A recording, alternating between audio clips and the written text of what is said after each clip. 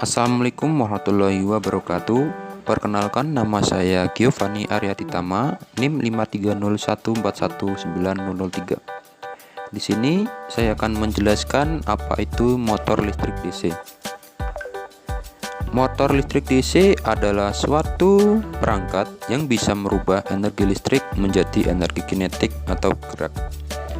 Istilah lain, motor DC sering disebut sebagai motor arus searah atau direct current. Jadi di mana energi listrik menjadi suplai konsumsinya dan diubah ke energi gerak, yang artinya inputnya berupa energi listrik dan outputnya berupa energi mekanik ataupun gerak. Pada pengaplikasian di kehidupan sehari-hari, yaitu ada kipas angin, bor listrik DC, dan pemutar CD. Lalu bagaimana prinsip kerja motor listrik DC? Proses yang terjadi di dalam motor listrik DC itu seperti apa? Di sini saya akan bahas sesimpel mungkin. Kalau kita mencari referensi tentang motor listrik, kita bakal menemukan ternyata motor listrik itu ada banyak jenisnya. Tapi dari semua jenis motor listrik yang ada, semuanya punya prinsip kerja yang sama, yakni gaya elektromagnetik. Ada sebuah teori yang namanya kaidah tangan kiri Fleming. Kaidah tangan ini menjelaskan bahwa ketika sebuah pengantar yang dialiri arus listrik berada di tengah medan magnet, maka pengantar tersebut akan bergerak ke arah yang bisa ditentukan.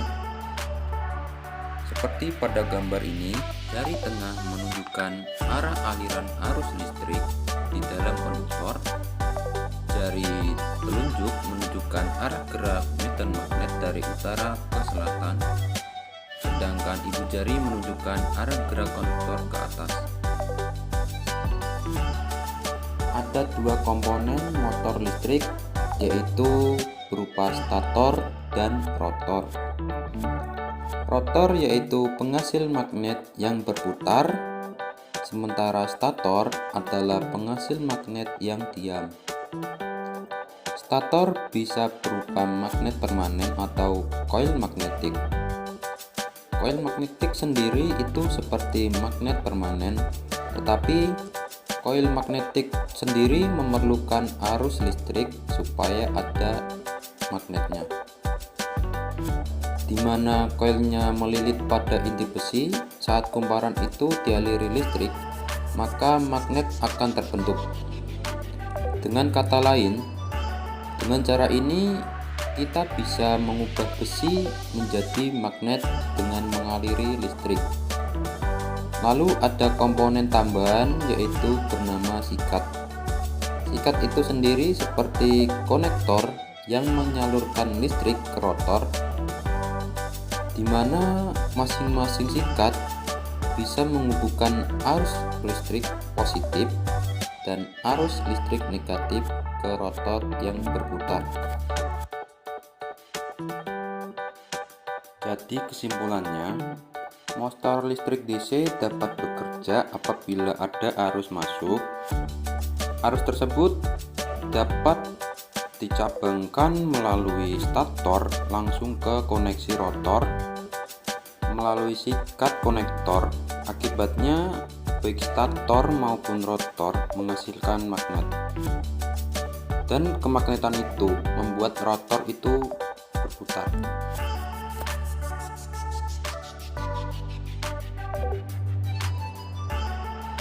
Setelah menjelaskan sedikit pengertian dari motor listrik DC dan beberapa komponen dari motor listrik DC, yaitu stator dan rotor, selanjutnya saya akan menjelaskan klasifikasi motor listrik DC.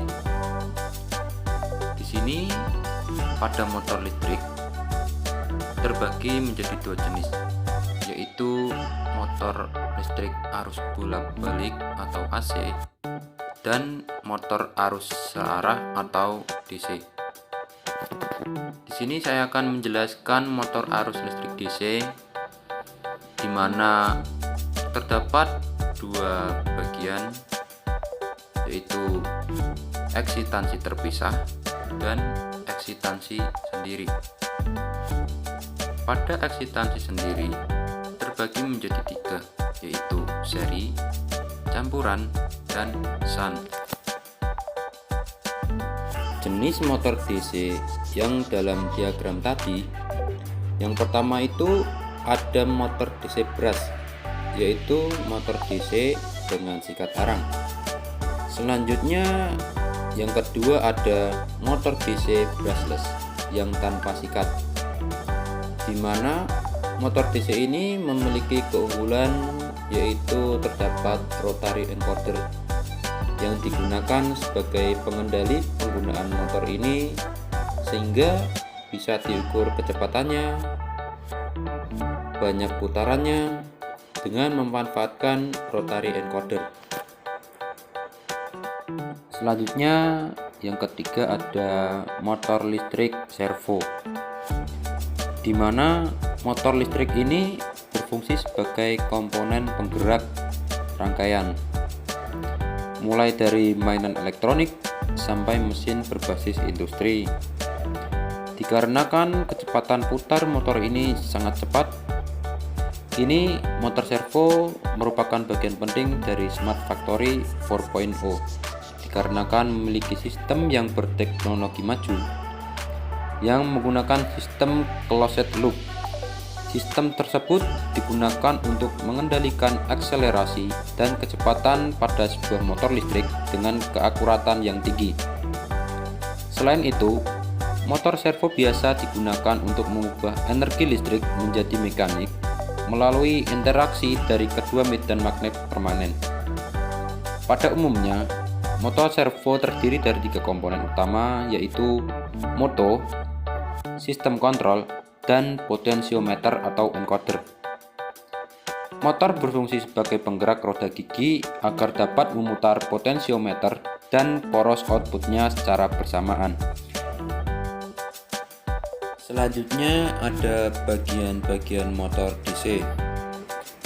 Pada penjelasan kali ini berkaitan dengan bagian motor DC brush atau motor DC dengan sikat karbon.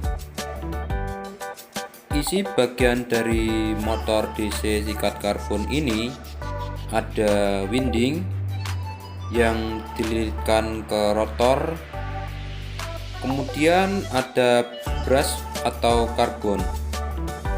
Selanjutnya ada rotor yang berputar pada motor. Ada pula magnet yang menempel pada stator motor.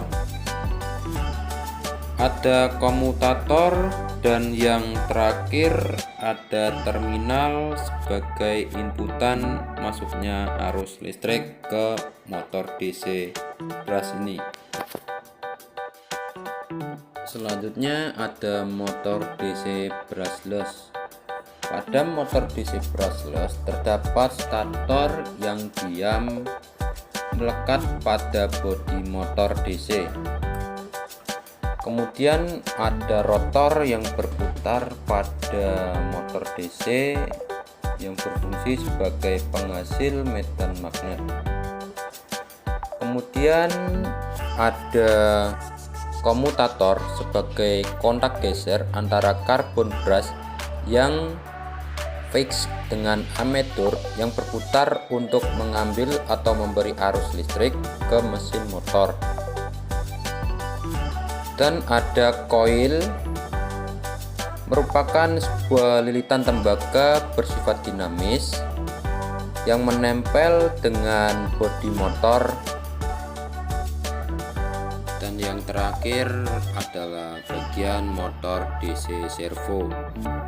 Pada bagian motor DC servo ini terdapat potensiometer atau encoder yang berfungsi sebagai sensor yang akan memberikan sinyal umpan balik ke sistem kontrol untuk menentukan cepat lambatnya putaran motor. Kemudian ada gear ratio. Pada gear ratio ini bertujuan untuk menentukan percepatan yang dihasilkan dari kombinasi gigi-gigi atau gear pada transmisi motor servo ini, dan tentunya pada masing-masing tingkatan mempunyai kecepatan yang berbeda-beda. Selanjutnya ada controller servo. Pada controller servo ini bertujuan untuk mengendalikan jalannya motor servo, entah itu percepatan ataupun kelambatan dari motor servo ini. Dan juga ada motor pada motor DC servo ini. Demikianlah pembahasan mengenai motor listrik DC dan juga pembahasan prinsip kerja, dan yang terakhir ini ada bagian-bagian motor DC. Sekian, terima kasih, semoga bermanfaat. Kurang lebihnya saya mohon maaf.